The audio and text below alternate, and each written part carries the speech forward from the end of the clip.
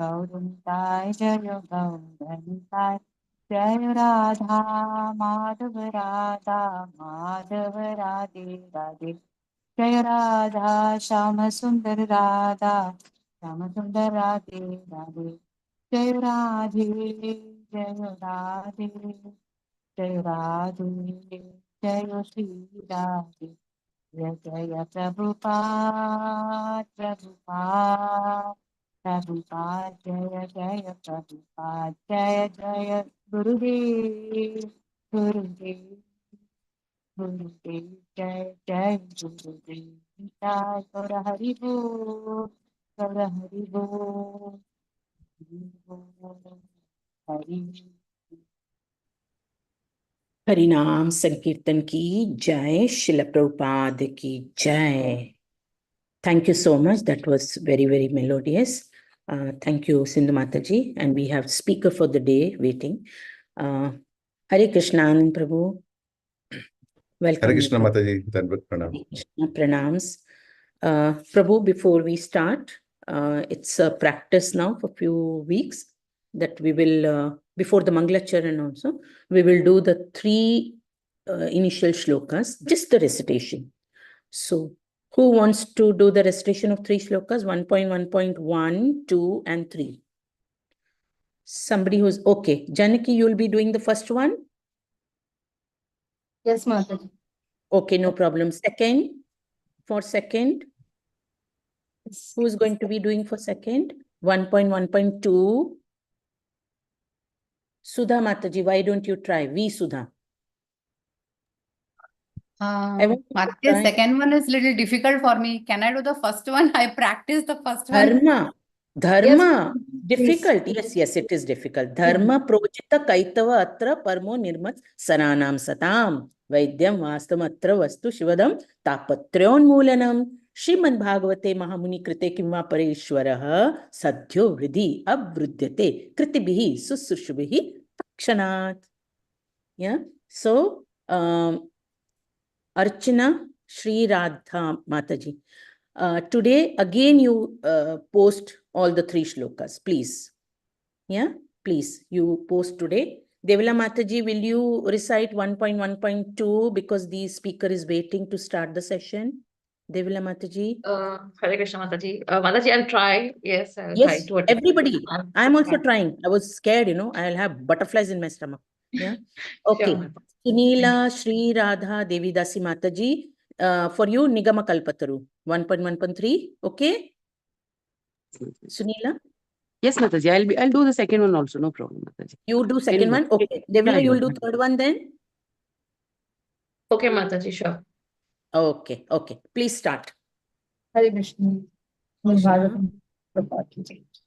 Om Namo Bhagavate Vasudevaya Janmadasya Yatonmaya Itarachate Shobhajna Swara Tene Brahma Hridyadi Kavaye Muyanti Yatsuraya Tejo Vari Mritam Yata Vinimayo Yatratvi Sargo Mrisam Dhamna Svena Sada Nirasta Kuhakam Satyam Param Dhimahi.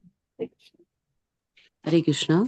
Dharma projita kaitavotra paramo nirmatsaranam satam vidyam vastavam vastu shivadam tapatrayunmoolanam Srimad Bhagavate Mahamuni Krite Kim va parairishwaraha sadhyo hridi avarudhyate atra kritibi shushrushubistatshanat. Thank you, Sunila Mataji. Yes, Devila Mataji. Yeah. Yeah, Hare Krishna. Nigamakалпатароргадитам phalam shukamukhadamrita drava sanyutam pibata bhagavatam rasamalayam muhuraho rasika bhuvi bhavukaha. Hare Krishna. Haribol. Beautiful. Very nice. Very nice. Janaki Mataji also. Devila Mataji also. You're playing with us. Huh? We are trying. Huh? They have mastered already. Good. Very nice. So, Krishnamurti Prabhu, being class monitor, you're going to see whoever is taking opportunity, but they should be the new ones also. Prabhu. Krishnamurti Prabhu. Is he not there? Hare Krishna Mataji. Yes, Hare Krishna. So, Prabhu, everybody must take the chance of reading. So, Oh, you're going to. Mataji. That's why Yes, new people were there, Mataji. yes, new people. Before they lock out, I'm going to take a screenshot who all are there. Over to you, Anand Prabhu. Thank you so much, Mataji. It's Yeah. always a pleasure to hear the shlokas from your lotus mouth. And all Yes, the yes. devotees as well.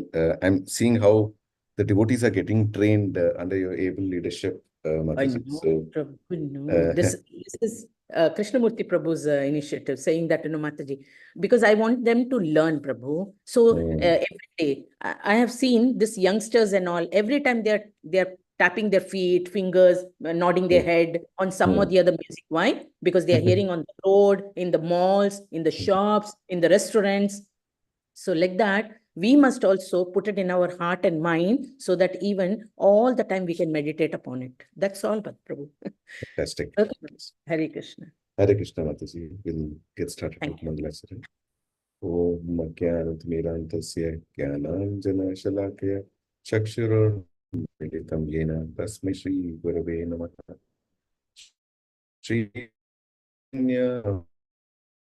Sthapitam Yena Bhutale Rupa Kadamayyam Dadati Swapadantikam Vandeham Sri Guru Sri Yuta Padakamalam Sri Guru Vaishnavamsya Sri Rupam Sagrajatam Sahagana Dalita Sri Vishakamatamsya He Krishna Karuna Sindhu Dina Bandhu Jagatpate Gopesha Gopika Kanta Radha Kanta Namaste Tapta Kanchana Gaurangi Radhe Vrindavaneshwari Vrishabhanu Sute Devi Pranamami Haripriye Vacha Kalpatarubhyascha Kripa Sindhubhya Evacha Patitanam Pavanebhyo Vaishnavebhyo Namo Namah.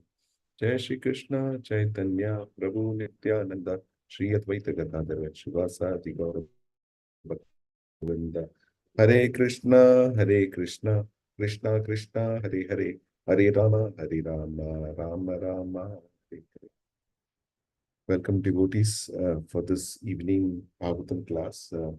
We'll be covering Canto 1, Chapter 3, verse 1 to 4 today. It's just, we've just gotten in.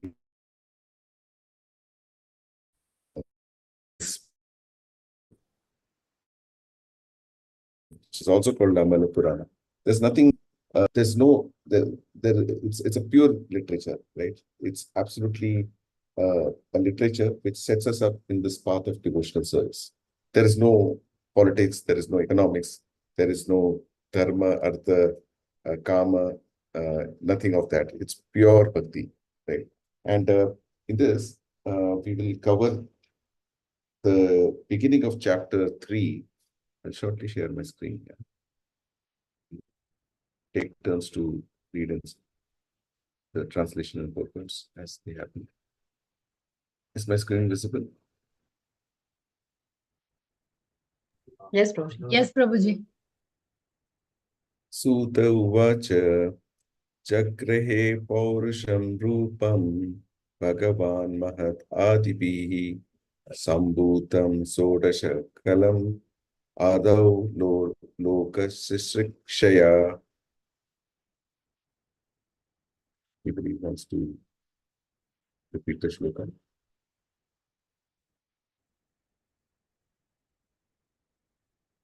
Yes, Sudha Mataji, please go ahead. You can repeat the Hare shloka Krishna, and Prabhuji. yes, please go ahead.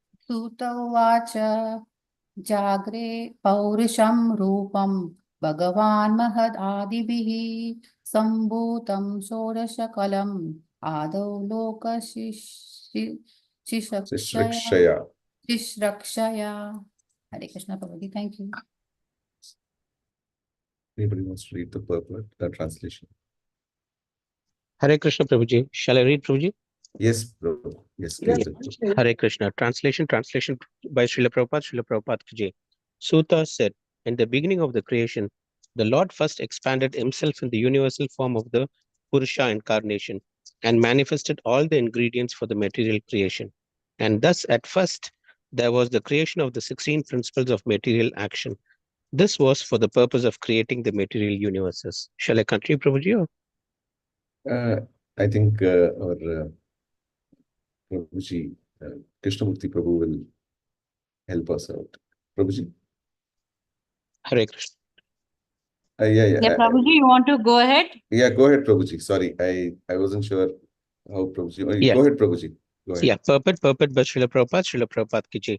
The Bhagavad Gita states that the personality of Godhead Sri Krishna maintains these material universes by extending his plenary expansions. So this Purusha form is the confirmation of the same principle. The original personality of Godhead Vasudeva or Lord Krishna, who is famous as the son of King Vasudeva, or King Nanda, is full with all opulences, all potencies, all fame, all beauty, all knowledge, and all renunciation. A part of his opulence is manifested as impersonal Brahman, and a part of his opulence is manifested as Paramatma. This Purusha feature of the same personality of Godhead, Sri Krishna, is the original Paramatma manifestation of the Lord. There are three Purusha features in the material creation, and this form, who is known as the Karno the Kashayi Vishnu, is the first of the three. The other are known as the Garbho the Kashayi Vishnu and the Shiro the Kashayi Vishnu, which we shall know one after another. The innumerable universes are generated from the skin holes of this Karno the Kashayi Vishnu, and in each one of the universes, the Lord enters as Garbho the Kashayi Vishnu. In the Bhagavad Gita, it is also mentioned that the material world is created at certain intervals and then again destroyed. This creation and destruction is done by the supreme will because of the conditioned souls or the Nitya Baddha living beings. The Nitya Baddha or the eternally conditioned souls have the sense of individuality or ahankara, which dictates to them sense enjoyment, which they are unable to have constitutionally. The Lord is the only enjoyer, and all others are enjoyed. The living beings are predominated enjoys, but the eternally conditioned souls, forgetful of this constitutional position, have strong aspirations to enjoy. The chance to enjoy matter is given to the conditioned souls in the material world, and side by side, they are given the chance to understand the real constitutional position. Those fortunate living entities which catch the truth and surrender unto the lotus feet of Vasudeva after many, many births in the material world, join the eternally liberated souls and thus are followed to enter into the kingdom of Godhead. After this, such fortunate living entities need not come again within the occasional material creation, but those who cannot catch the constitutional truth are again merged into the Mahatattva at the time of the annihilation of the material creation. When the creation is again set up, this Mahatattva is again let loose. Thus, this Mahatattva contains all the ingredients of the material manifestations, including the conditioned souls. Primarily, the Mahatattva is divided into 16 parts, namely the 5 gross material elements and the 11 working instruments as senses or senses. It is like the cloud in the clear sky. In the spiritual sky, the effulgence of Brahman is spread all around and the whole system is dazzling in spiritual light. The Mahatattva is assembled in some corner of the vast, unlimited spiritual sky, and the part which is thus covered by the Mahatattva is called the material sky. This part of the material sky, called the Mahatattva, is only an insignificant portion of the whole spiritual sky. And within this Mahatattva, where there are innumerable universes, all these universes are collectively produced by the Shiro the Kashayi Vishnu, Karno the Kashayi Vishnu, called also the Mahat Vishnu, who simply throws his glance to impregnate the material sky. Hare Krishna Prabhuji. Thank you so much, Prabhu, for your reading. So essentially, there's a prelude to this chapter. Why we are in this, why are we reading this section? So essentially, look back. There are about questions. There are a few questions that the sages have asked. How many questions have the sages asked? Six questions. Right. 6 questions. 6 questions. So one of the questions, and it's not necessary that you'll find the answers coming in the sequence of questions. So, we'll be highlighting at this point, question 3 is being answered or question 4 is being answered. So we'll have to explicitly state that. So if we look at towards the end of chapter 2, one of the things that have been asked is the question number 3, essentially. Does anyone remember what is question 3 here? Why did Krishna take birth to Devaki? In the womb of Devaki. Yes, and son of Vasudeva, right? So that part basically is being answered that the Lord maintains all these basically the demigods, planets, and all the men and lower animals, and he comes to reclaim those who are in the mode of goodness. Right? So essentially, one of the main reasons why Lord comes is this, essentially not just to for paritranaya sadhuna vinashaya chaturshkritam. So essentially to annihilate the demons and to give pleasure to devotees. Right? Otherwise, he could be actually sending his Sudarshan, he could send any of his agents and they can take care. But Lord, how would it feel if we expect the president to come and he sends his aide, right, and says he's representing on behalf of me? We'll feel cheated, right? We'll feel, okay, no, I think the president has no time for us. No, that's not the case with the Lord. So he's absolutely merciful, and therefore he comes personally to not just kill the demons, but to deliver the devotees.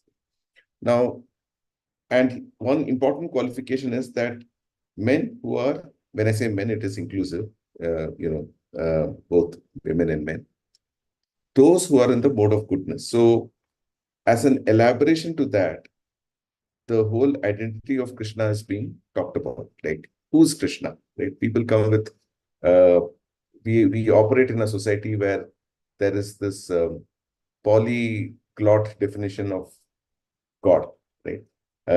In the sense, people understand, depending on the faith, depending on their samskaras, people carry different notions and definitions of Lord. And that's where Prabhupada clarifies this. He hits the nail on the head here. I'm not sure if I can. One second. Let me know if my screen is moving and you're able to see it. Yes. So here, Prabhupada talks about who's God, right? What are those 6 opulences that a Bhagavan carries?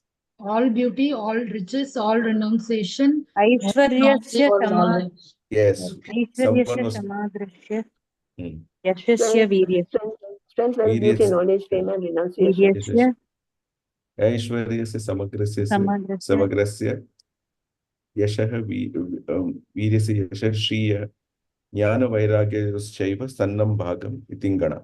Right? Hare Krishna. Yes. So that definition comes from Parashar Muni. So that bit is what Prabhupada is quoting out here. And then, what is the definition of Purusha? We keep hearing the word Purusha.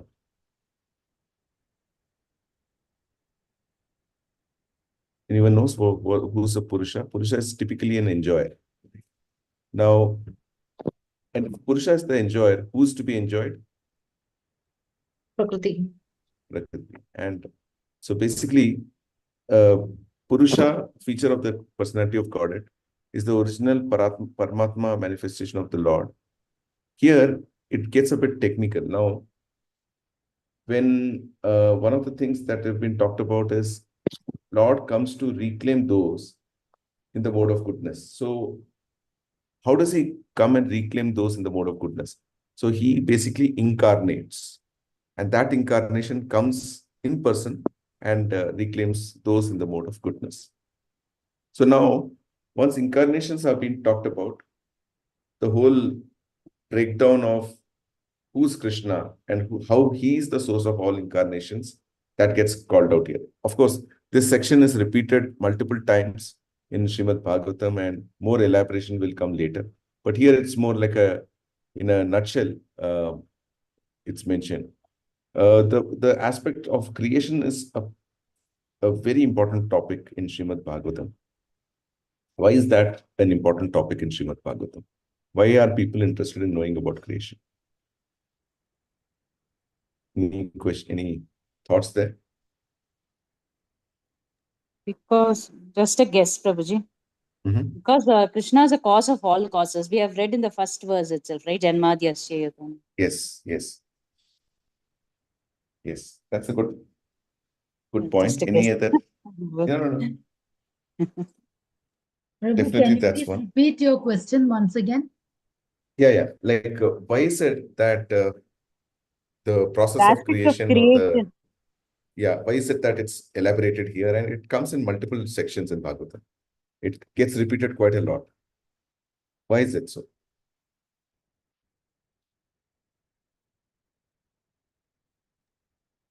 No, Prabhuji, maybe remembering us, the supremacy of the Lord, we must not forget like that. That's a very interesting point, Krishnamurti Prabhu. Yes. So, just to see, many of us are curious, right? We are always interested in knowing uh, how did we come about, right? Atato Brahma Jigyasa. So, that word itself starts with curiosity. So, when we get curious, there are still theories which are floating around, Big Bang theory. There are multiple other theories which scientists are floating. Because now we have always struggled to find out how did we come about, how did we land here, right? So this process of creation essentially makes us feel the presence of God in everything and anything and everything. So when we reread and when we understand the process of creation, it locks it in our heads that whatever which is around us is essentially a manifestation of the Lord, right? And having that realization helps us basically become more and more Krishna conscious, right? And this is repeated. I think there are at least 5-6 instances where the process of creation is repeated quite a lot, right? And with more elaboration. So here, there are three Purusha features of the Lord that has been described. So one is the Karanotakshay Vishnu, the call where from the pores of the Karanotakshay Vishnu, universes manifest. And then in each universe, there is a Garbhodakshay Vishnu, who essentially comes about. And the signature of a Garbhodakshay Vishnu is essentially on his navel, the lotus sprouts and Brahma actually is seated in that lotus. Brahma is also called Ajay, or someone who's not born from a union of a man and a woman, right? He's therefore called Ajay.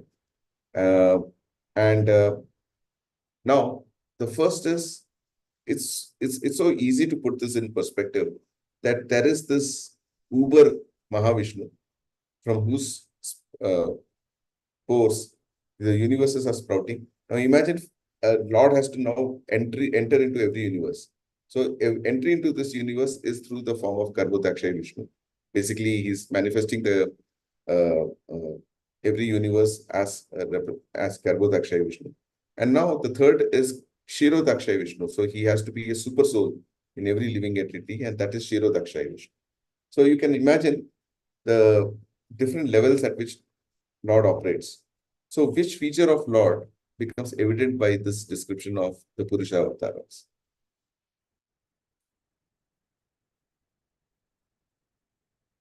Even Kshirodakashay Vishnu. yeah. So like which attribute of the Lord, like we He is Paramatma feature is there. smart. Yeah. So typically, we are able to figure out that Lord is omnipotent, omnipresent, and omniscient. Right? Those all features are coming out very clearly because he's everywhere. And in Bhagavad Gita, it's also mentioned that the material world is created at certain intervals and then again destroyed. This process of creation destruction is done by the Supreme will because of the conditioned souls of the Nitya Baddha living beings. So which are we, Nitya Muktas or Nitya Baddhas? Nitya Baddhas. Right. Nitya Yes. Baddhas. Eternally Right. conditioned. Yeah. And Nitya Siddhas are eternally liberated. They were never conditioned in the first place. So the Nitya Baddha or the eternally conditioned souls have the sense of individuality or ahankara. What is ahankara? What is ahankara? Ego. The false ego, Prabhuji. False ego. Ego, What is ego. false ego? I mean, I, me. I, Right? So, see, if we take anybody, right? For example, there is often an analogy that is quoted that there is a rich man's son who has digressed and he's ventured into villages, and then somehow he loses his consciousness. He falls unconscious, and then the villagers of that particular village take care of him. And when this rich man's son wakes up, the first thing he asks, "Where am I?" Right? That particular thing, that location ID, that where am I? Who am I? That one can never forget, and that is ahankara. Right? The fact that I can never forget my own identity. Right? Even if a person is essentially having a memory loss, he doesn't forget that he is a being, he is a living entity, right? And he has an identity, which dictates to them sense enjoyment, and which they are unable to have constitutionally. The Lord is the only enjoyer, and others are enjoyed. Right? So essentially, Lord is the Purusha, so he is the enjoyer, and we are to be enjoyed. So essentially, what happens when we want to be the enjoyer? What happens? we become conditioned. We become conditioned, and Lord sends us to this material world, right?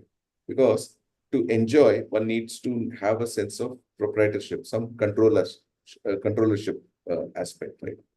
So since we wanted to enjoy in the absence of Lord, he sent us to this material world where we can actually have a small ownership, right? Somebody can own a piece of land and say, "Hey, I'm controlling this piece of land. I am responsible for what happens here." So people have come with their own bits of places where they can actually enjoy some bit of controllership, and they can exhibit their free will. So Lord is giving that condition, that he's giving that scenario, that environment where people can actually become enjoys in their own right, but they can't enjoy to the capacity of the Lord. Right? They can enjoy in a very small capacity. So we are actually Anu, infinitesimal, and Lord is Vibhu, who is infinite. Right? The living entities are predominated enjoyers, but the eternally conditioned souls, forgetful of the constitutional positions, have strong aspirations to enjoy. Therefore, we are in this material world. What is our constitutional position that Srila Prabhupada is talking about here? That we are eternal servitors of the Lord. Jivera Swarupa Hoy Krishna Das, and we are always subordinate to the Yes. So we are always subordinate to the Lord. We are, he's the enjoyer, we are to be enjoyed. Right? Now, how can someone who's to be enjoyed, right? And Lord, we clearly understand that Lord is the enjoyer, and we are to be enjoyed. When we are to be enjoyed, how can we enjoy? Is the life of a Jivatma that bad that he will be only enjoyed upon? I mean, he's only getting enjoyed, but he himself cannot enjoy. Is Lord that partial and biased that we cannot enjoy? How do we enjoy, and what is our true enjoy? What is the true way for us to enjoy? Prabhuji, when we by serving him, Prabhuji. Yes, Hare yes, Krishna, Mataji. Prabhuji. When we do kirtan along with many devotees, when we sing and when we chant along with many devotees, that vibration gives us good enjoyment, Prabhuji. We will be happy throughout the day. After a satsang, we all are happy throughout the day. That is actually an enjoyment. Actually, we forget every problem that we have and we become completely happy. That is an enjoyment for all devotees. Hare Krishna. Association is enjoyment. Yes, absolutely well said, Mataji. Essentially, when we basically serve the Lord, right? When we serve the Lord, it's like watering the root of the tree, right? The branches, twigs, the fruits, the leaves, everything gets nourished, right? So when we serve the Lord, and Lord is the enjoyer, what happens? That reciprocation happens immediately. And though Lord is enjoying and we are being enjoyed, we actually derive a lot of joy, right? And what happens is, as a result, let's take an example. Let's let's say we are hungry. We come home. There are about 100 gulab jamuns waiting for us. Right? Can we actually eat those 100 gulab jamuns? Even if we are hungry so much that we are famished, we have not eaten for days. But can we gobble up 100 gulab jamuns since it's available? No, Prabhu. How much of water can we take in? Not more than, maybe, depending on anyone's stomach capacity, maybe 5 glasses, maybe 10 glasses. Can't go beyond. How much we can, if someone has taken into watching movies, right? How many movies can you watch in a day? He'll get tired beyond a point, right? Maybe 2, 3, 4. So what I'm trying to say and reflect here is, our senses are very limited, right? But however, the same limited senses, when we employ in gratifying the senses of the Supreme Lord, the bliss is infinite to the limited senses. So that's how we enjoy. Though Lord is enjoying and we are being enjoyed, but we enjoy when Lord enjoys us. So it's a very symbiotic relationship, right?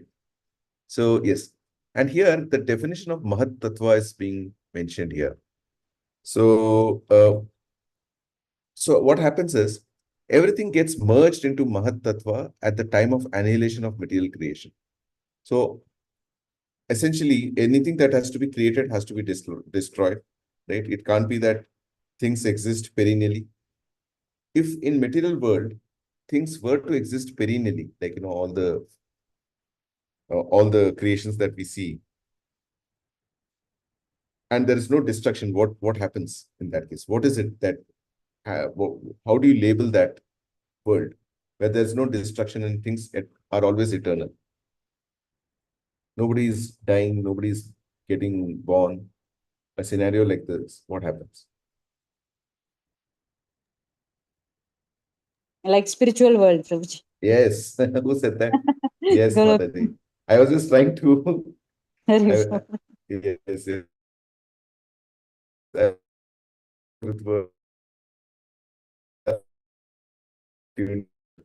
Okay, so that is right. And so as long as we are merged into Mahat Tattva, so that's where all the matter, right? The planets, anything that gets annihilated, even some substance of all the souls, all the living entities, they go as part of the Mahat Tattva, right? And the sad news is that all the karmas, right? It's not that they get formatted. Those karmas are kept intact. So Lord is the biggest accountant possible, or the best accountant. He never misses a beat, right? He remembers everything. And when we are re-released back, right? Once the Mahatattva, there's a time of creation, the souls are launched again from Mahatattva back to respective material world. And that point, all the karmas or everything that was due for that Jivatma is remembered, and he's given a birth based on that. Right? So that is a part. And here, Mahatattva is divided into 16 parts. So what are those 16 parts? It talks about 5 gross material elements. What are those 5 gross material elements? Anyone remember? Yes, Earth, Prabhuji. Earth, water, fire, fire, Fire. ether, ether, Air. Yes, yes, air. yes, Yeah. yes, yes. And fire, water, land, air, and sky or ether. Yeah. So that part is called out here. And 11 working instruments or senses. What are those 11 working instruments? Karmendriyas. And Karmendriyas. and There are mind. Gyanendriyas. Karmendriyas yes. and Jnanendriyas. Then Right. Anyone remembers what those karmendriyas are? Eyes, no, his fingers. Eyes, nose, ears, hands, legs, voice, touch, Hmm. form. Very nice. Deval Mataji is killing it here. Okay. And what about knowledge acquiring sense? So that is knowledge acquiring. So there are working senses and knowledge acquiring senses, right? So that is knowledge acquiring senses, what we just heard. So what are the working senses? hands, Hmm. Hands, legs, Legs. legs, tongue, eyes, nose, So that ears. is knowledge acquiring.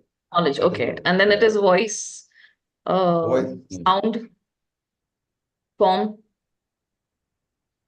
Sorry? sparsh, Eyes, touch. ears, and Yes. nasik and nose. Right. Then jihva, what is Genitals called and Yeah, genital. genitals. Then Yeah. sparsa, char. That is Yes. skin. Yes. Yes. Oh. Correct. Correct. That is the 5 jnanendriyas. Okay. Actually, touch is part of the skin. Sparsa. Yeah, So, that's why that's knowledge sparsa we acquiring. call sparsa. We call it as skin. Right. So essentially, the working senses are the hands, feet, genitals, anus. Yeah. So basically,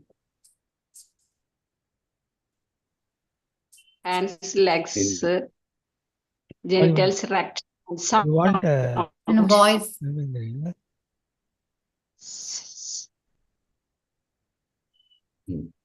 okay. So it is like the cloud in the clear sky. In the spiritual sky, the effulgence of Brahman is spread all across, all around. The whole system is dazzling in spiritual light. The Mahatattva is assembled in some corner of the vast, unlimited spiritual sky. And the part which is thus covered by the Mahatattva is called the material sky. And the part which is thus covered by Mahatattva is called the material sky.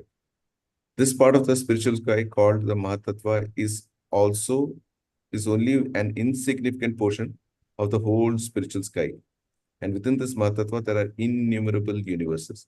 So what's the ratio between the spiritual world and material world? 1/4. It's 1/4 the size of the spiritual world. Prabhuji, the material Yes, world. yes. All of you are great Bhagavatas. You know everything. Yes, it's called spiritual world is called Tripada, right? That means 3 parts, right? And material world is called Ekapada, which is 1/4 or 1/4 of the total thing. So based on this statistic, what comes to your mind? What is it that you're now thinking that if I give a statistic, right, that there is a school, think of that school that has both material and spiritual world, okay? That's a complete thing. And if I say 3/4 of the children have passed, 1/4 of the children have failed, that's exactly what it is. That means we are a minority of students who couldn't clear the exam somewhere, right? And we want to be where? We want to be in Ekapada or you want to be in Tripada? We want to push ourselves to. Of course, We want to go Tripada. back to Godhead. Tripada. Yes.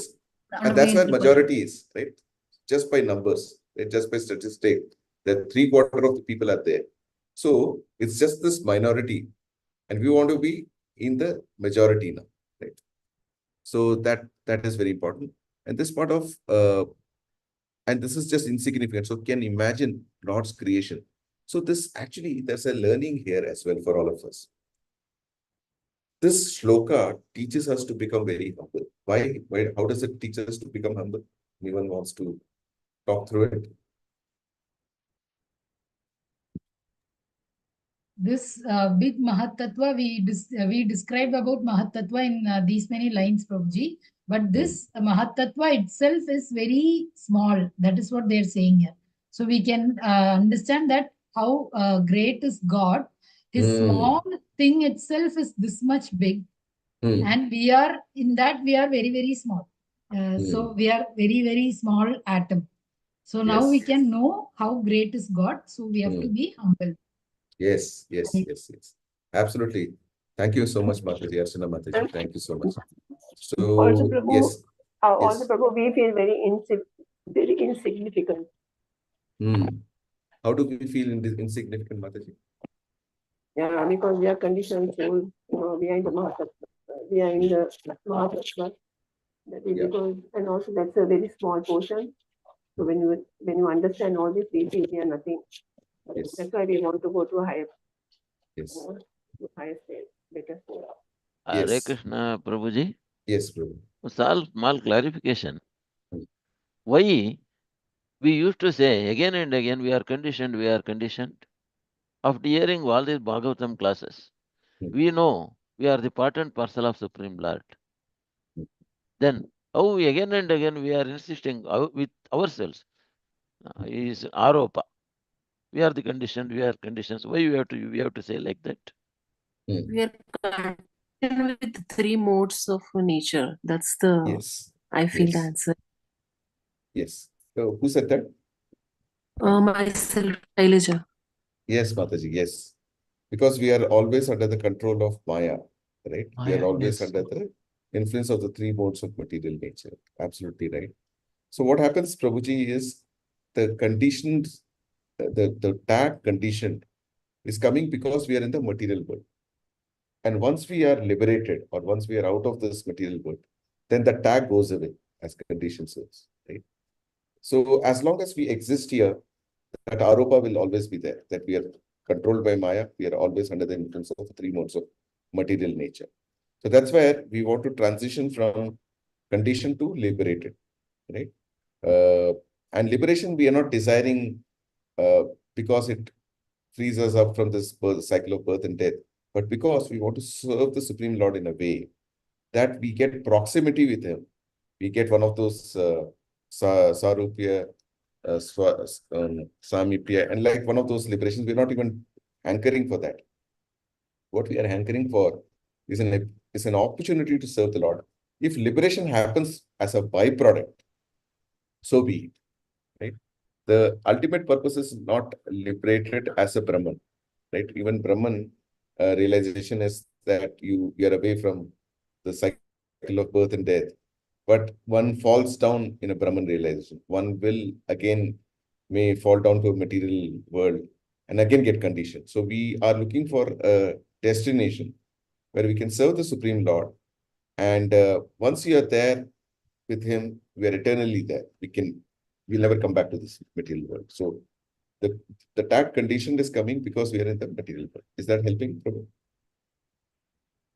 That's why, Prabhuji, Yes, go ahead, Prabhu. in 15th chapter, 15.7, if I am correct, Mamaevanso Jivaloke Jivapata Sanatanaha Manasasthani Indriyani Prakristani Karshati. Karshati. So, including that 5 senses, 6, we are struggling. You are all part of my this thing, but because you are in material world, you are struggling with the senses, including that mind. So, but again, and is this topic, if I am correctly telling, but in this 7.14, he told, you cannot escape from the Maya unless you surrender to me. Yes. Prabhuji? Yes. Devi yesham gudamami mamaya durataya. Duratya. Mameva prapadyante maya metam tarandate. So he said that you are in the clutches of that Maya. That is very powerful. It's created by me. Unless you surrender to me, you cannot cross this, come out of this Maya. So, why? That's why conditioned soul, Prabhuji Krishna. That's why, how I understood. If I am correct, Prabhuji, please, I am always stand you're spot corrected. on. Yes, You're spot on. I Yeah. admitted. Prabhuji. Yeah. Thank you. Yes. So we'll go to the next one because I'm just looking at the clock also. Hare Krishna. Yeah. Yasyambasi sanyasya yoga nitram pitan vatah nabi hridam pujat asid brahma vishwa jampatihi. Yes. Anybody wants to Hare read Hare this? Krishna Prabhuji, 1 second Prabhuji. Is there a Rakesh Krishnappa? Rakesh Krishnappa, are you in the class? Rakesh Krishnappa or Shanmuga Priya Purushottam? Hare Krishna, Prabhuji. Please recite Mataji what Prabhuji is telling about 1.3.2. Yes, Prabhuji, I'll put. Can I, Prabhuji? Does anyone want to recite? Yashyam pashi sayanasya yoga nitram vidan padaha nabi sharatam bhujat ashit Brahma Vishvasrujam Patihi. Hare Krishna, Prabhuji. Yes, go ahead. Anybody wants to read the Translation, Prabhu? someone has to. Rakesh Krishnappa. No, she is not in the class. I will. Please. Prabhuji. Please. Rakesh Krishnappa. Yes. A part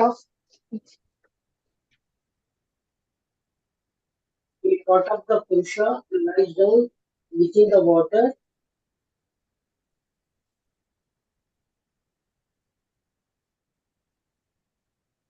In the water of the Prabhuji, universe. maybe there is a problem in net problem is there, Prabhuji? Yes, Prabhuji. So I will entrust to somebody. Please. Sorry. Mataji, Kusuma Lata Verma.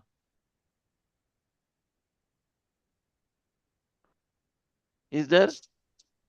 Yes. Please Hare read Krishna, Mataji. Prabhuji. So please read Mataji's translation. Yes, Prabhuji.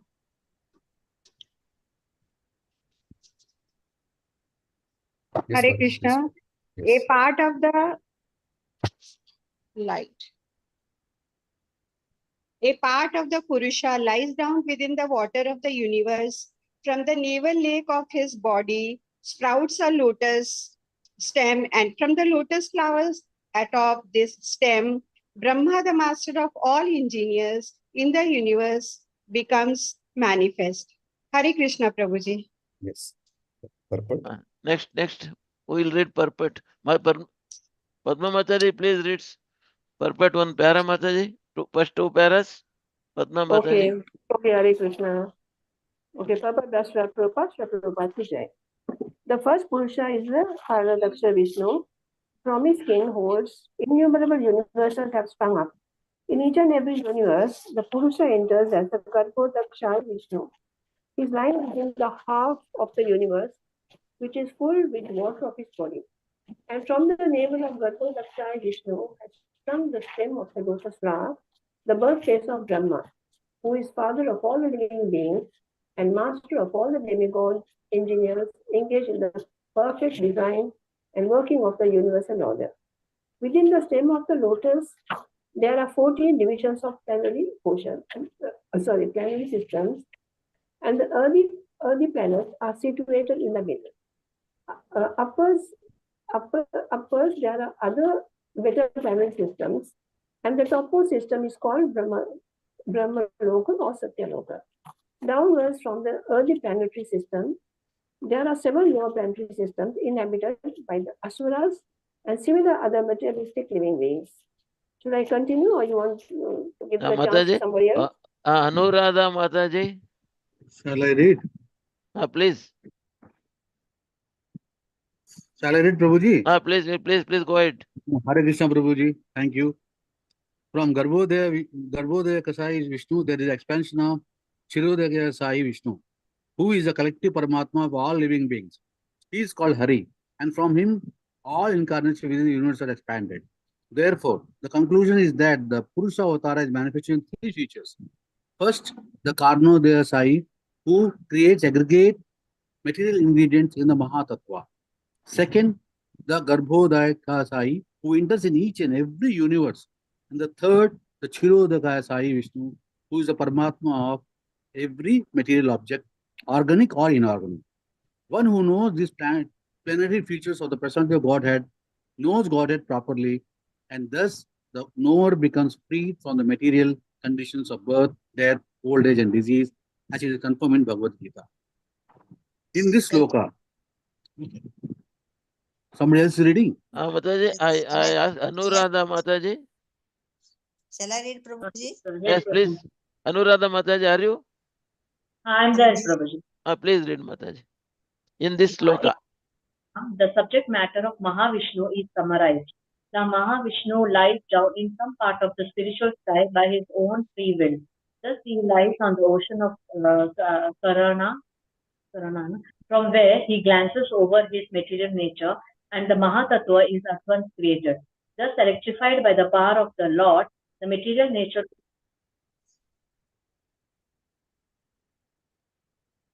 innumerable um, universes, just as in due course a tree decorates itself with innumerable growth fruits. The seed of the tree is sown by the cultivator, and the tree or creeper in due course becomes manifested with so many fruits. Nothing can take place without a cause. The Karna ocean is therefore called the casual ocean. The Karna means causal. We should not foolishly accept the atheistic theory of creation. The description of the atheist is given in the Bhagavad Gita.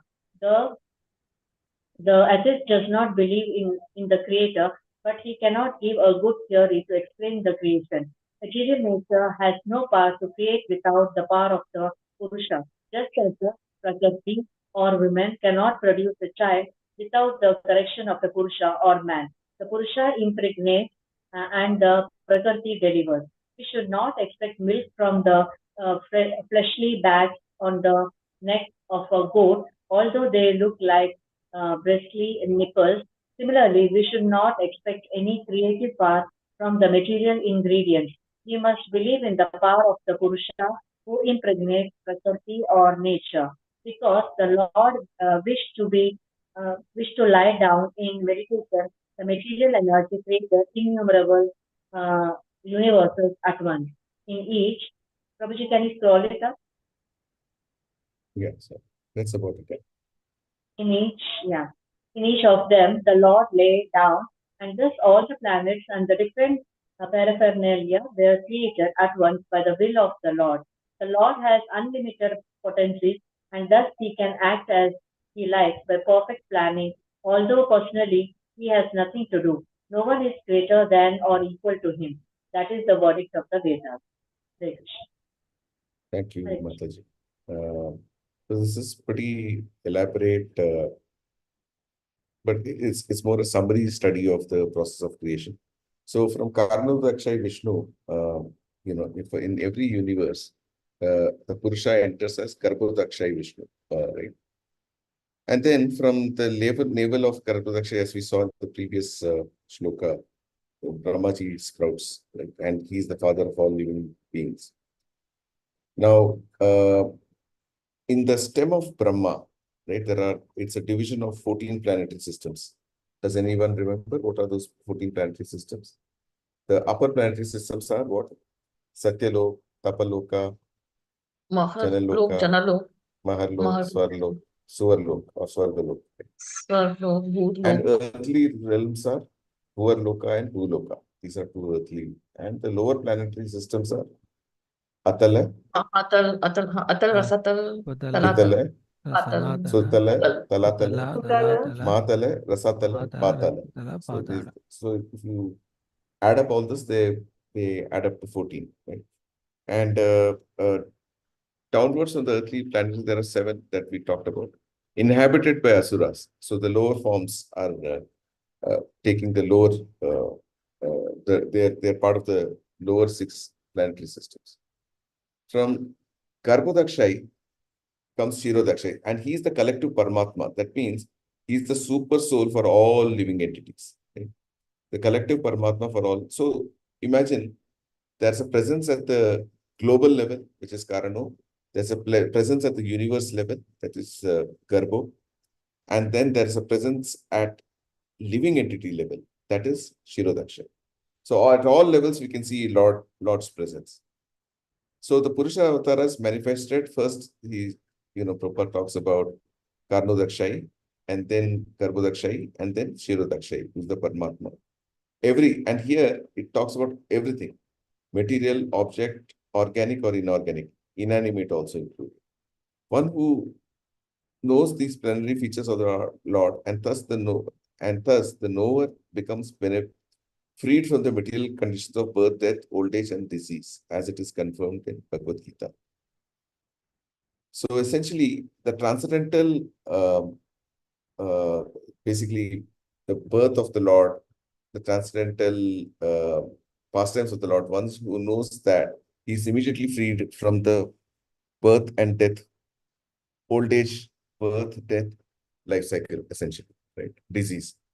So here, the Falastuti is already mentioned. So once we studied this shloka, we are all freed from this, right? Now, in the shloka, the subject matter of Mahavishnu is summarized. The Mahavishnu lies, right, in some part of the free will, and he glances over material nature, and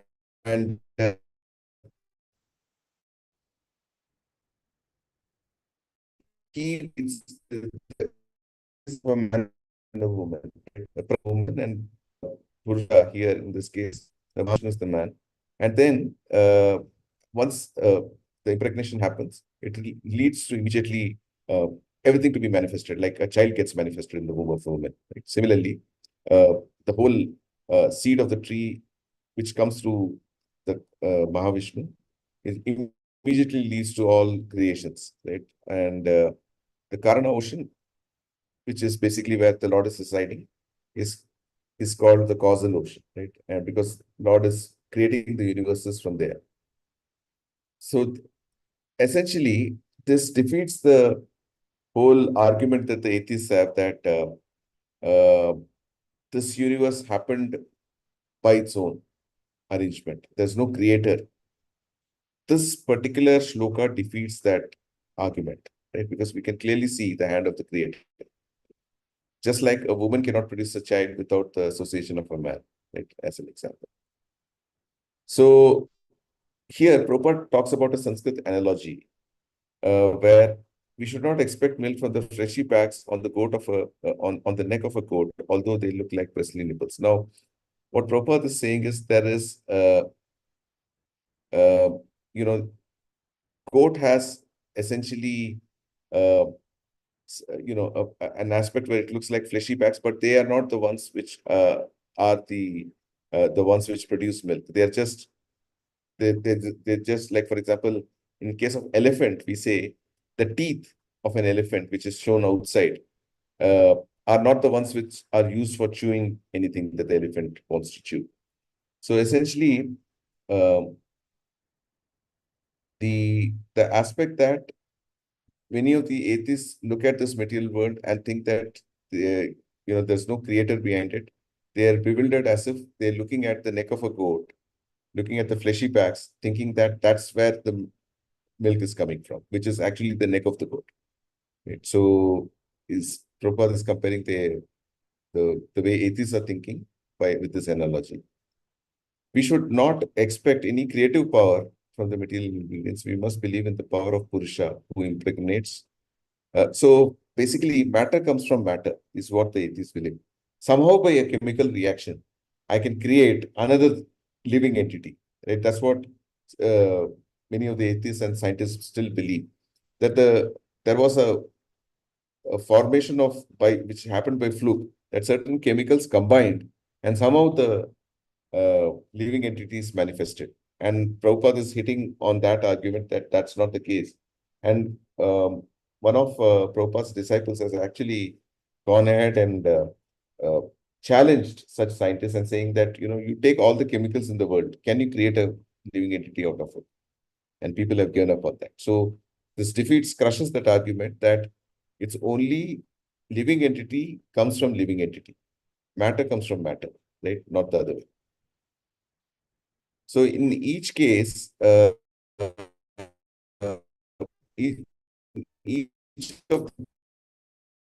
because of Vishnu light energy created us at once. In each of them, Lord laid down all the planets and different paraphernalia were created at once by the will of the Lord. So basically, does anything get done when we think and it happens? It never gets done in our world, right? We have to actually move ourselves for anything to happen, right? This will of the Lord that we see is called the Sankalpa Shakti, right? The moment Lord thinks and decides, it's bound to happen. The material world, everything around him will manifest to make it happen. That is the Sankalpa Shakti. So all the creations happens using the Sankalpa Shakti of the Lord, right? And he has unlimited potencies, and therefore he can act like, and he acts as he likes by perfect planning, although personally he has nothing to do. So essentially, it's not that Lord has to create this universe for him to exist. Therefore, he's detached. He's independent. He's a Swarat. It's nothing to do with the creations. But he's facilitating all these creations for the Jivatmas to exhibit a bit of a controllership or ownership, and basically get the association of devotees, Vedas, spiritual master, by which they can perfect their current life and back to him.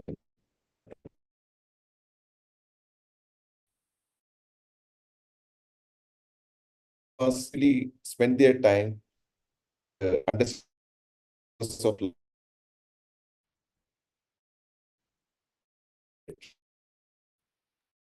Voice is What- getting Krishna, you're mutilated, breaking, huh? Prabhuji. Yeah, you're breaking, Prabhuji. Voice is Voice getting. break, Prabhuji. Since 10 minutes it is happening, Prabhuji. Hare Krishna Prabhuji. Hare Krishna. Prabhuji? Am I audible? Mata, Prabhuji, there is a internet problem is there, Prabhuji. Is it audible now? Now, of Yeah, course. yeah, now Yes, it's yes. okay. Okay. Oh, Now okay, it's okay. okay. I am just trying to move. Yeah, let's move to the next one.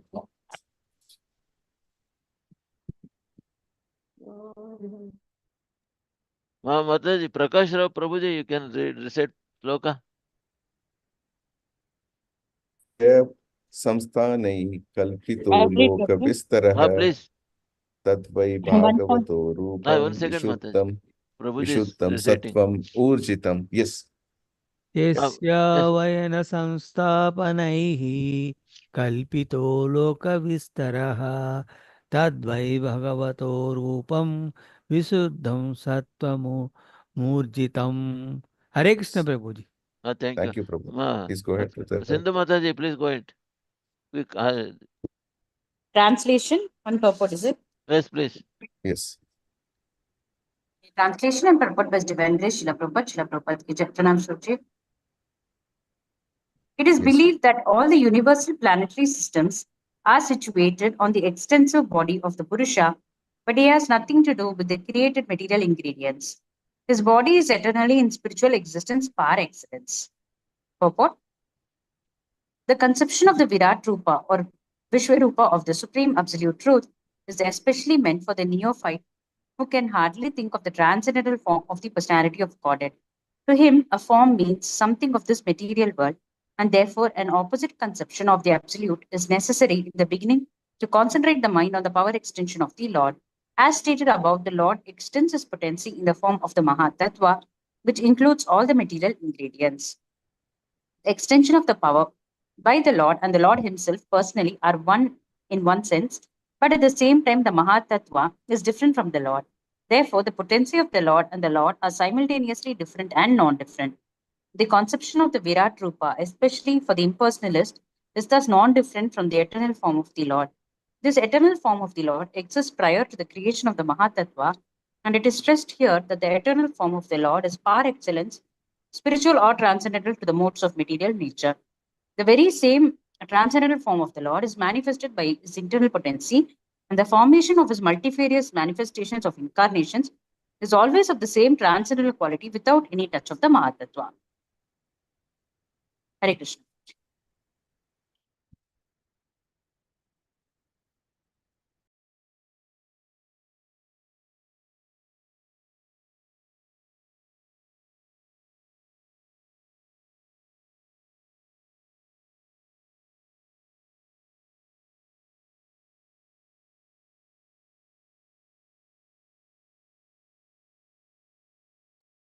Hare Krishna. Krishna Prabhuji, you are muted, Prabhuji. I'm sorry. I muted myself. Yeah. This conception of the extensive body of the Purusha is being called out as Virat Rupa by Srila Prabhupada here. Now, would anyone remembers where did we first hear of Virat Rupa? 11th chapter. In Bhagavad Gita, Prabhuji. universal form. Yes. May show to Arjuna. 11th chapter. Infinite hands, unlimited hands, mouths, Bhagavad Gita's 11th chapter. Yes. So Vishwarupa. that's what is being indicated here. Now, to him, a form means something of this material world. So who is this? To a neophyte, right? So a neophyte who's just new to bhakti or who's a novice, for him, seeing is believing, right? Unless he sees the form of the Lord, he cannot, he's not able to conceive the personality of Godhead. So to him, form means something of this material world. So when one sees that the form of the Lord, and the form of the Lord also includes, if we study the Virat Rupa, it also includes mountains, it includes water bodies, it includes oceans, it includes quite a lot of other things also. So it's necessary in the beginning to concentrate the mind on the power extension of the Lord.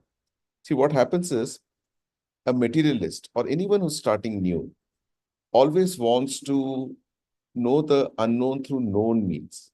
Isn't that the case? Right? For example, in South Indian weddings, there is this aspect of seeing the Arundhati star. I'm not sure how many follow that, right? So before Arundhati, they'll show her Dhruv star or Dhruva, right? The bigger one. And then they show, oh, are you able to spot that? Yes, I'm able to spot it. Next to that is a tiny star that is called Arundhati. And immediately then so the Vedic style is always that you try to perceive the unknown through known sources. So you show what is known to the person. Then you say, oh, that is the person next to him. Even in, when you need to spot someone in an album, you try to show if there's a big crowd, okay, do you know this person? Yes, I'm able to see. Then one left to him, next left to him, he's the person I'm trying to identify. So like that, right? So the extension of power of the Lord and the Lord himself personally are one and the same. So power and Shakti and Shaktiman are non-different, right? Therefore, the potency of the Lord and the Lord are simultaneously different and non-different. So Shakti is different from Shaktiman, but we know that it's a symbiotic relationship. Like without a Shaktiman, Shakti cannot come, right? Like that. So the conception of Virat Rupa, especially for the impersonalist, is thus non-different from the eternal form of the Lord, right? The fact that there is an eternal form of the Lord and Virat Rupa are non-different for an impersonalist, right? So this eternal form of the Lord exists prior to the creation of the Mahatattva, and it is stressed here that the eternal form of the Lord is par excellence, spiritual or transcendental to the modes of material nature. So transcendental to the modes of, so why this qualification? Because if someone thinks that this Virat Rupa is, I'm able to see the Virat Rupa of the Lord in this world, he shouldn't think that that Rupa of the Lord is subject to the three modes of material nature, like we are. Like it's not a conditioned entity, right? It's the form of the Lord, which is again agnostic to the three modes of material nature. So that definition is important. For example, many people think that when Lord comes as a human being in the form of Lord Ram, he's actually one among us.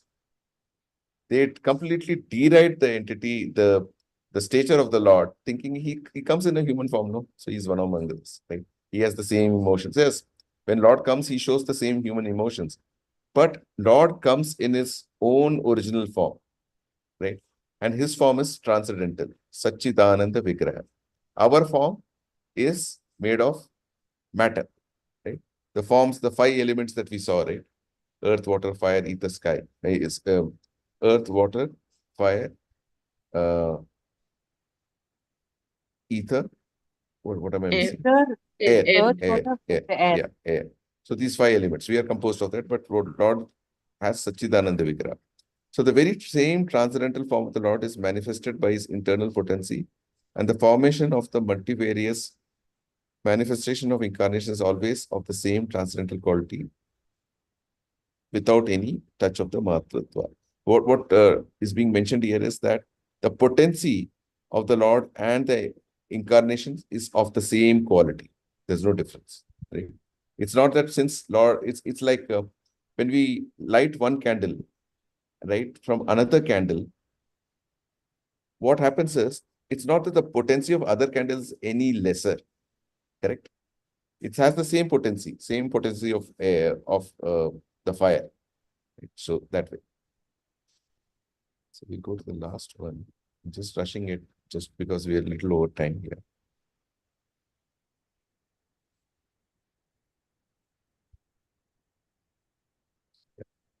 So the last one. Pasyantyado rupam adaprachakshusha sahasrapadora bhujan adbhutam sahasramurda shravanakshi nasikam sahasramauli ambara kundalolasat. Deval Mataji, are you ready to Mataji? Please recite Mataji. Deval Mataji. Okay, sure, Prabhuji. Hare Krishna. Pashyantado rupam abhadra chakshusha sahasrapadoru bhujanan bhutam sahasramurdha shravanakshi nasikam sahasramaulya ambara kundalo lasat. Hare Krishna, Prabhuji. Thank you. Sorry for the... Yes, please, Prabhuji. Vikram. Hare Krishna, Prabhuji. Translation. The devotees with their perfect eyes see the transcendental form of the Purusha, who has thousands of legs, thighs, arms, and faces, all extraordinary. In that body, there are thousands of heads, ears, eyes, and noses. They are decorated with thousands of helmets and glowing earrings, and are adorned by with garlands. Hare Krishna, Prabhuji. Thank you. Divya Desai Mataji, please. Hare Krishna, Prabhuji. Purport by Srila Prabhupada ki jai. With our present materialized senses, we cannot perceive anything of the transcendental Lord. Our present senses are to be rectified by the process of devotional service, and then the Lord himself becomes revealed to us. In the Bhagavad Gita, it is confirmed that the transcendental Lord can be perceived only by pure devotional service. So it is confirmed in the Vedas that only devotional service can lead one to the side of the Lord, and that only devotional service can reveal him. In the Brahma Samhita also it is said that the Lord is always visible to the devotees whose eyes have been anointed with the tinge of devotional service. So we have to take information of the transcendental form of the Lord from persons who have actually seen him with perfect eyes smeared with devotional service. In the material world also, we do not always see things with our own eyes. We sometimes see through the experience of those who have actually seen or done things. If that is the process for experiencing a mundane object, it is more perfectly applicable in matters transcendentals. So only with patience and perseverance can be realized the transcendental subject matter regarding the absolute truth and his different forms. He is formless to the neophytes, but he is transcendental form, but he is in transcendental form to the expert servitors. Hare Krishna Prabhuji, Dandavat Pranams. Thank you so much, Mataji. So here, when we talk about Virat Rupa, in the battlefield of Kurukshetra, how many could see Lord's Virat Rupa? Arjuna and Sanjay. Arjuna and Sanjay. And I think Bhishmacharya also. Bhishmacharya also. Yeah, also, right? So it's obvious that all of them are great devotees of the Lord, right? And only they could get this ability to see this Lord, the form of Lord, right? Because their eyes were anointed by the devotional service to the Lord, right? The perfect eyes made with devotional service, and therefore they could see the form of the Lord. And for anyone who's a neophyte, right, they typically think Lord is formless, because why is it that the neophytes think that Lord is formless? Why? Because they relate only with the senses. Because they are still in the Brahman stage, Prabhuji. Brahman, Paramatma, Bhagavan. Correct. That is one way to clarify that. Yes, that's correct. They're in the Brahman realization. But why they feel that Lord has to be formless? Brahman realization is there. But why do they value the formless aspect of the Lord over Lord with form? Why do they value one over the other? Was no faith in the scriptures, Prabhuji? Yeah, so it's also a bit when you see sunlight, or when you see this the ability of Lord to when let's say we consider the illumination coming from the Lord, right? Their point of view is that illumination is all pervasive, right? But when they see a form of the Lord, they think it's limiting, right? They feel that's not Lord, because it's not that he's present everywhere. But when they see this light coming, this illumination coming, they think that depicts Lord in a more powerful form. That's a very limited understanding, right? And therefore, they think, formless is a more powerful view of the Lord. But he is in the transcendental form to the expert servitor. So there are three realizations: Brahman relation, Paramatma relation, and Bhagavan realization. So it's not that the Brahman realization is invalid or incorrect. It's just that it's probably in the lowest state of God realization. But there is room to mature and grow. And that maturity is what the devotional service is all about. When we start to serve Lord in his deity form, when we demonstrate the 9 limbs of devotional service, that's the time the Lord starts to reveal himself to us, right? And we start to enjoy his company and his association.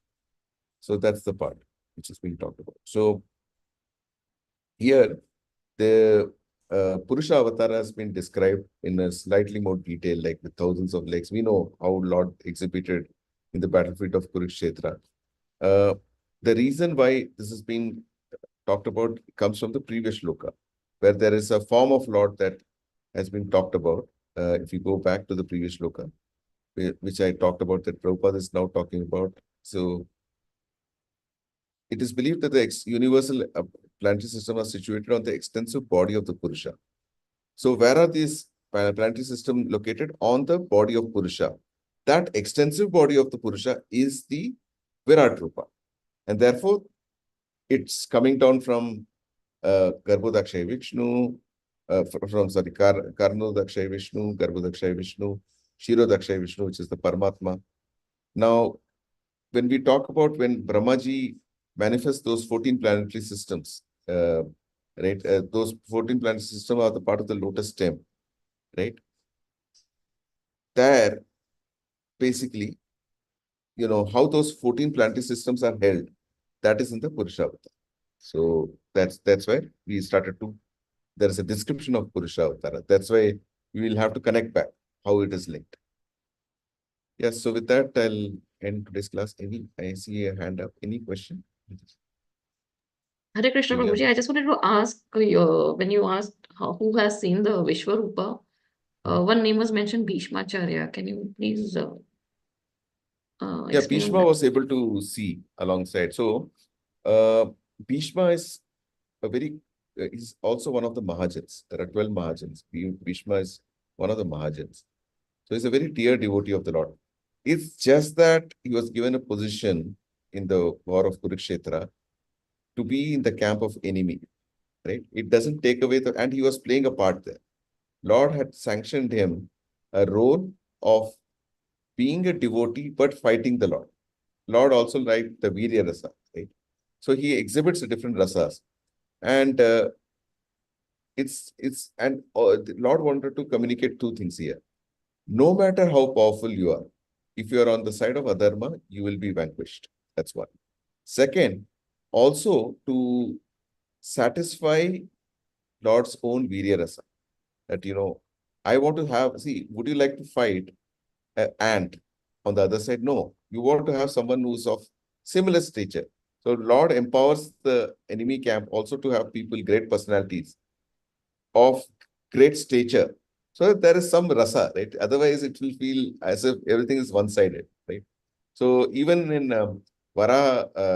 when Hiranyaksha, right? When Varaha Avatar dealt with Hiranyaksha also inflicted some blows at the Lord, right? It's mentioned in Bhagavatam. So that rasa comes out, right? Otherwise, okay, I came, I slapped Hiranyaksha, then he's dead. There's no rasa there. Even Lord doesn't enjoy it, right? So from those reasons, Bhishmacharya, though a good dear devotee of the Lord, was there in the enemy camp, and he was still dear to the Lord, and therefore he was able to see the vision of the. Is that helping? Yeah, Prabhuji, because I heard this for the first time. Maybe it's Yeah, mentioned in the Bhagavatam ahead in that. Yeah. Because I had. Okay, thank you, Prabhuji. Hare Krishna. Thank you so much. Prabhuji, I just wanted to just a quick thing. Hare Krishna. Yes, Prabhuji, in this three forms is there, Brahman, Paramatma, and Bhagavan. Bhagavan, this one. So that in the Paramatma feature or Brahman, we can realize, right? We can realize a lot. Yes. But not as much closely like Bhagavan, is it, Prabhuji? Yes. So, anyone? Because once we are devotees, I'm very sure that we are all connected to very deeply to Prabhupada and Krishna. So we can perceive Krishna in every phase of our life. Yeah, the only matter here, Mataji, is that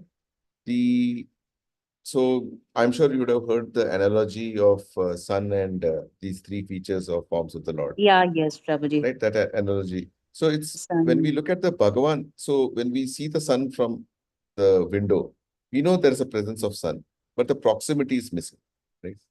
And then when we see that there is a round body, right, from a distance, okay, it's originating from there. That is also a realization, but that realization is still in its infancy, right? But however, if we have a blessing that we are able to get into the sun planet, we're able to see the sun operating on a chariot, and we're able to shake hands with him, speak to him, know him as a person, then that understanding, that is the true realization. That's the top level, right? So when yes, but when we will be getting that, Prabhuji, like we have to have yes, good does question. It mean that initiation, after initiation? No, nothing of that sort. Nothing like that. Okay. No. Yeah, otherwise world will be far more depressing, right? If everything was so difficult to achieve. So it's so when we chant this Hare Krishna Mahamantra, right? Hare Krishna, Krishna Krishna, Hare Hare, Hare Rama, Rama Rama, Hare Hare. What are we doing? Lord's name, form, pastimes are non-different. So when we call out his name, it is actually meeting him. It's a one-on-one appointment with him, right? And that's why chanting the holy names of the Lord is an absolute mandate in Kali Yuga, right? Because all other forms are impure, not trustworthy. So therefore, chanting the holy names of the Lord, we get an in-person association with the Lord, because his name and form are non-different. Does that help, Mataji? Yes, Prabhuji. Thank you, Prabhuji. Hare Krishna. Hare Krishna. I know we are really out of time here. So I'll basically end the class here.